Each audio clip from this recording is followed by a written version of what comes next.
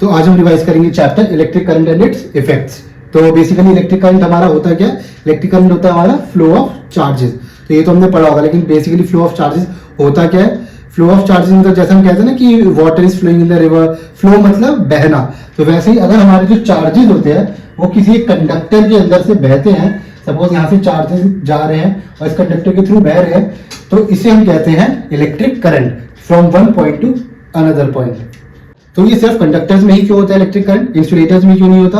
और conductors basically हमारे होते क्या? कंडक्टर्स वो होते हैं जो हमारे कोई चीज कंडक्ट करते हैं एक जगह से दूसरी जगह। जैसे अगर हम यहाँ पे करंट दे रहे हैं या फिर हीट देंगे, तो वो एक पॉइंट पे अगर हम देंगे तो वो कंडक्ट होती लास्ट पॉइंट तक पहुंच जाएगी। तो इसे हम कहते हैं कंडक्टर्स, जो ये वाली कैपेबिलिटी हमारे को फैसिलिटेट करते हैं। तो इसलिए ये जैसे हमारे किचन में जो हमारे बर्तन होते हैं, हम उसमें खाना बनाते हैं, क्या होता है एक जगह हम सिर्फ नीचे वाली चीज बर्तन को आग पे रखते हैं, लेकिन वो पूरा बर्तन गर्म हो जाता है। क्यों? क्योंकि वो हीट कंडक्ट कर रहा है नीचे से लेके पूरा ऊपर तक। तो सिमिलरली जो कंडक्टर्स होते हैं वो हीट और करंट को थ्रू आउट बॉडी कंडक्ट कर देते हैं एक पॉइंट से दूसरे पॉइंट तक।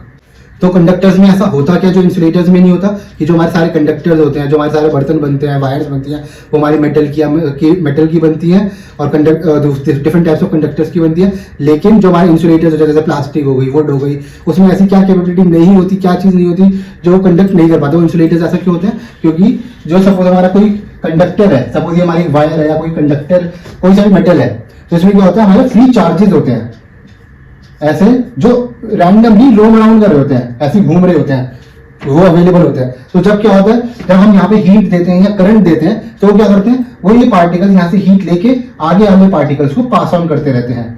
तो क्या होता है, वो अलाइन हो जाते हैं। इसकी वजह से जैसे हम कोई चीज पास ऑन करते हैं ना, एक तरह से दूसरी जगह पहुंचाने के लिए पास ऑन करते हैं, वैसे ही हीट, इलेक्ट्रिसिटी, इलेक्ट्रिक करंट, वो सारे एक दूसरे को सारी चीजें पास ऑन करते रहते हैं, खुद ही मूव करते हैं और लास्ट पॉइंट तक वो चीज पहुंचा देते हैं। तभी अगर हम करंट दें या हीट दें, वो लास्ट पॉइंट तक इन चार्जेस के थ्रू पहुंच जाती है। इसलिए जब हम कोई सा भी कंडक्टर एक इलेक्ट्रिक सर्किट में लगाते हैं, इसमें एक बैटरी लगाते हैं, तो ये जो रैंडमली घूम रहे होते हैं सारे पार्टिकल, जो सारे चार्जेस होते हैं बेसिकली, जो रैंडमली कंडक्टर्स के अंदर रैंडम मोशन में घूम रहे होते हैं, वो क्या होता है, वो एक मोशन में अलाइन हो जाते हैं और पॉजिटिव टू नेगेटिव फ्लो करते हैं, जिसको हम इलेक्ट्रिक करंट कहते हैं। तो इसलिए flow of charges is known as electric current. तो हम इलेक्ट्रिक करंट को समझ गए, it is flow of charges.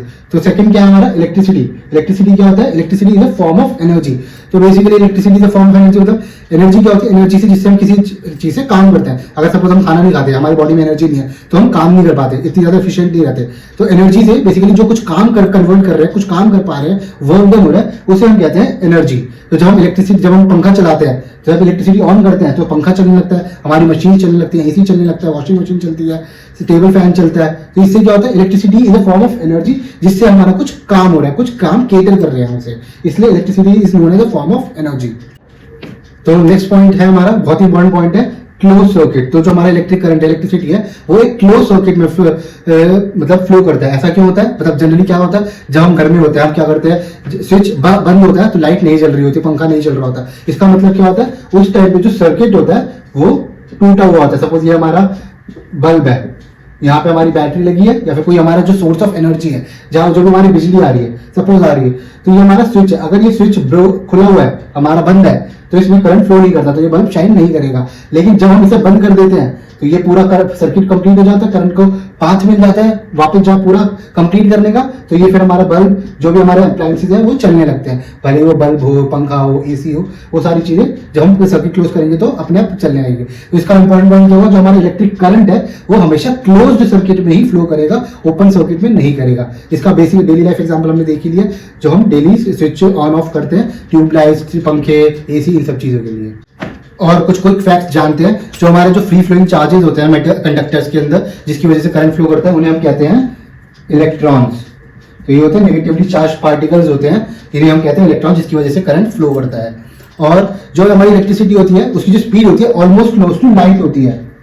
Almost close to light क्यों? जैसे हमने स्विच ओपन किया, यहाँ पे स्विच ओपन करेंगे, कितनी दूर जाके हमारा कुछ भी जो अप्लायंस है वो स्टार्ट हो जाएगा। तो करंट कितनी स्पीड में फ्लो करता है? ऑलमोस्ट क्लोज टू लाइट, कि हमारे को पता भी नहीं चलता। स्विच ऑन करते ही लाइट जल जाती है, पंखा तुरंत चल जाता है, फोन चार्ज हो जाता है, टीवी खुल जाता है। तो कितनी ज्यादा लाइटनिंग स्पीड से होता है, इसलिए तो करंट हमारा ऑलमोस्ट लाइट की स्पीड से ट्रैवल करता है।